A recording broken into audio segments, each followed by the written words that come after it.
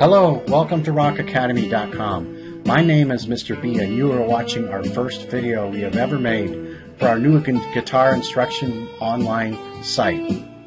This one is called The Newbie's Guide to Finding the Perfect Guitar, because doing this is a challenge and it has to be done right to help you learn. But first, let me tell you a little bit about myself. I've been playing guitar since I was 8 years old, and by the time I was 17, I was teaching guitar out of my parents' home.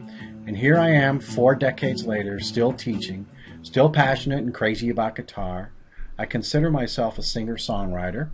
I get involved in all the production I can and the backstage things. And now my latest passion here is Rock On Academy. So this is the beginning of what I consider a long, loving process. So what we're going to cover in this lesson is the different types of guitars that you can buy and how to work it within your budget. You know, as I've seen people that spend too little, people that spend too much. So you have to find a place because, you know, you might find that guitar's not and you're going to drop out. So you want to watch the cost and where to buy it. So there's 3 basic types of guitars that we're going to talk about. We're going to talk about nylon strings, also known as classical, the ever popular steel string, and the always on demand and always in style electric guitar. Are you ready? Okay, nylon strings. You notice they have no dots. That's a wider neck, and that's so you can get your fingers in. You can do the strumming, and you can do the playing. They're really primarily designed for solo instruments, and they really are designed for serious guitar parts. Usually, if you're going to go to school and you're going to study in music, this is what you're going to play. But look at what Willie Nelson has done, Jose Feliciano, Mason Williams.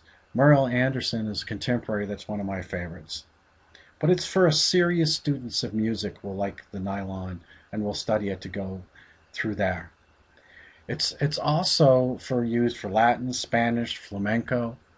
And if you have a child that's going to go through the Suzuki method, this is the guitar of choice. They have beautiful guitar ensembles. It's also a quiet guitar. And tones, that's good, and that's sometimes not what you want, because you're not going to be rocking out in these. And the wider neck makes it harder to play and learn chords. And frankly, I don't recommend these as starter guitars for my students. So unless the parents already bought it, I try to steer them to other places. The changing strings are hard, the guitars are breakable and fragile, so there's a lot of things to think about if you're going to get one of these. Let's talk about the steel string. The steel string is really kind of the pickup truck of guitars. It can do just about anything. You can get them in electric, non-electric, great for rock, blues, and country. And it's really all about the wood that makes the sound.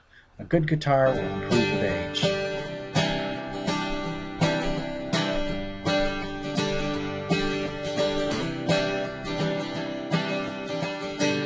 I do find that young children find it hard sometimes to play these, and they get discouraged when they put their little fingers on that metal. They're like, "Oh, that hurts so much." But you know, if they just push through it, that goes away within 2 to 3 weeks after starting guitar. But my daughter had a problem with that. Anyway, they're not typically designed for playing fast, and you know, there's been great guitarists that have taken it to new stages. Let's talk about the electric.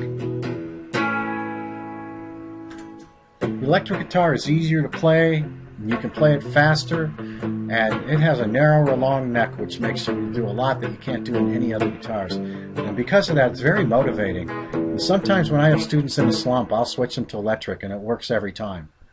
You can also get good quality for that. But they are designed to play with others. You need to buy initial gear. You can have technical problems.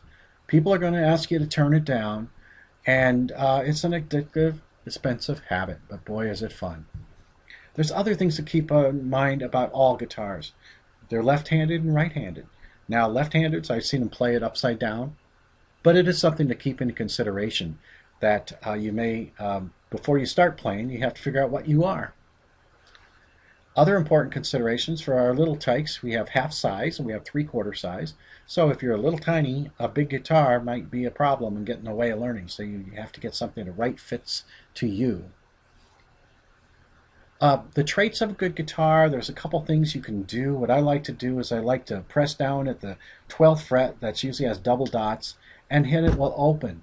and that should be the same note but octave difference. And if it doesn't sound on, it might be a problem with the guitar.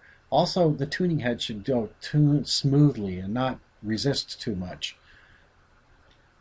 And this might sound strange, but you're going to have many guitars, or you know, if you're like most of us. The first one should be very playable and easy to play. Sound is not as important as playability.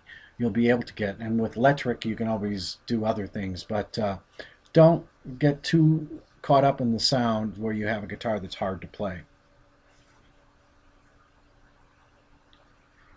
Invest in a case. They're not as expensive as they used to. You can get cases for less than $100. How much should you pay for a guitar? Well, I say for acoustic between $80 to $300.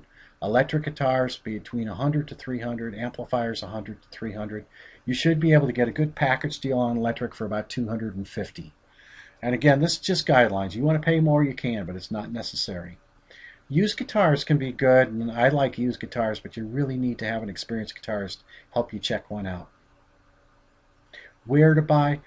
Just avoid the big box stores. Don't go and buy from a place that sells other things.